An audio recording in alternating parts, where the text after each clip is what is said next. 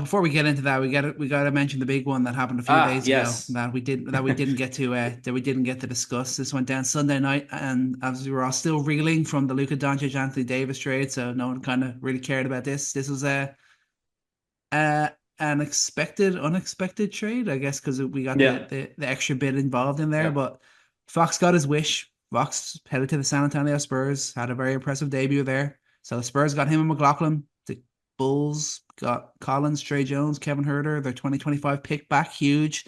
The Kings get Zach LaVine, City Sissoko, the 2027 first from the Spurs, a 2031 first from the Wolves, which could be huge, and ultimately 5 second rounders, because as people were saying, the first rounder they got from Charlotte is not going to convey this year, and that makes it turn into 2 second rounders.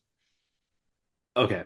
That well, I'm glad you brought them up right after I said head scratchers. We're Mm, freshly into the head scratchers. This the more I thought on it, the more I hated this for the Kings. mm-hmm. The more I hated this for the Kings. The Kings didn't have to do anything, truthfully. Um, but there's argument to say that you're going to get the most value out of him, given that he has two playoff runs in him in his current contract. There's value in that versus one more if you try to trade him in the summer. You didn't get a 2025 from the Hawks.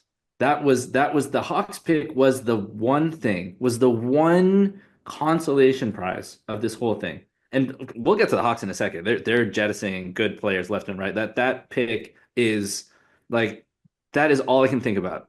Like wake That's up in the crazy. middle of the night, I think about the Hawks pick. It'd be insane. And the fact that they could not get that. And how much did getting a guy like Levine in the door change that? How much did that change that?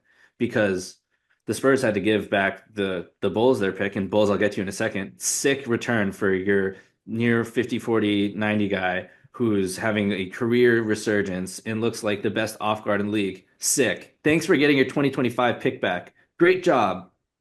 Congratulations. Well done. Anyways, the Kings, they could not get the 20. And I feel very strongly that this is because their sights are set on middling.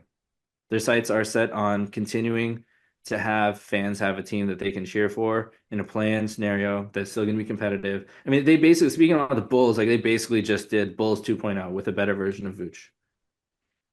True. They got a this is great. I wish I could give credit to whoever on Bulls Reddit had posted this, but just the side by side. They have their Alex Caruso, they have their balding defensive guy.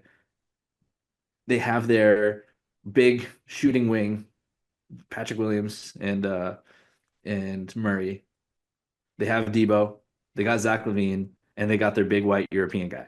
Like they're just basically running back the Chicago Bulls. And I love the fact that they're trying to stay competitive. I love the fact they're trying to win. I love the fact they're investing maybe in Sabonis. They believe that Sabonis is still, an all NBA caliber player. He should be an all-star in their minds. He's one of the best centers in the league right now, best rebounder in the league, but is not the position I think that a lot of Kings fans and I think most NBA fans wanted to see them take, given that I think we all see the writing on the wall and they don't. Like it's with Fox gone, their window of contention shut.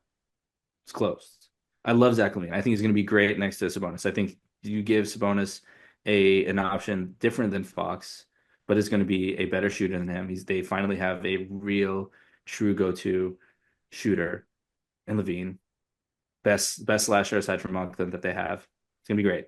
Him and Debo work well together. We've seen that. But for what? For what? For a plane to show up for the plan to cash in on that on a first round exit? And was that the difference between you negotiating for that Atlanta pick?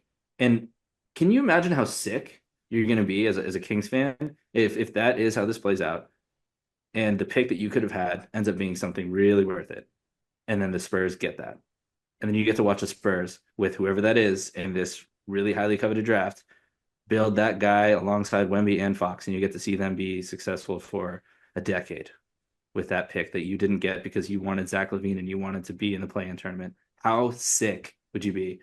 And I think that's why I have to give their end of this, given that they had some of the cars, maybe not all the cars. I have to give them a C minus. I have to give them a D plus.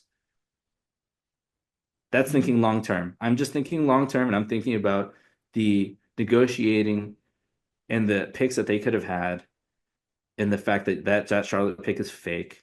Will be second rounders. I would feel kind of sick after thinking about this for a few days. I do feel kind of sick. Yeah, yeah. I mean, I'd probably be a bit more generous. Maybe I'd say C plus for the Kings based off the Wolves pick. That Wolves pick could turn into something, but obviously that's a long way down the In road. That's not till 2031, that's not till 2031. That's a long way down the road. Yeah, I mean the Kings. This move from unless you're them kind watching of. YouTubes of middle school basketball players, who cares? Like, okay. That's very fair. Um, but I guess great move for the Spurs. Spurs get the Yeah, A here. my This God. is so good from them. Not only to not give up this year's unprotected pick, not even have to give up 2027's unprotected pick either. That is absolutely crazy. Um, yeah, the Kings just I I respect it, but it's also like they're just so desperate to not go back to being the ultimate losers that they've been for the last 20 years that they basically just they've not got the best deal that they should have for De'Aaron Fox. That's basically what happened. They were so fearful of going back into purgatory that they were like, okay, let's just do anything we can to remain slightly relevant in our conference, give us a slight chance of still being a playing team with the potential to get into the playoffs. That desperation, that panic has blinded them a little bit, and they have not got the best package that I think they should have got for De'Aaron Fox. Great for him. He got where he wanted to go. Great for the Spurs. Not so great for the Kings. And then obviously the Bulls just the Bulls are just the Bulls. I mean, woohoo, they got their 2025 pick back. Now they can play with no pressure. They can still finish exactly where they are right now, and they don't have to worry about the potential of losing their pick. But ugly for the Bulls. I mean, basically giving up Levine for pretty much nothing. Pretty mid for the Kings, just great for the Spurs. A head scratcher in the way that a three-team trade that none of it was really about like salary dump or anything like that, and only one team has come out looking like winners. That's pretty weird. Yeah, because one team actually knows what they're doing. True. It's one team knowing how to manage their assets, and the other two teams just happy to be here. Happy to be here.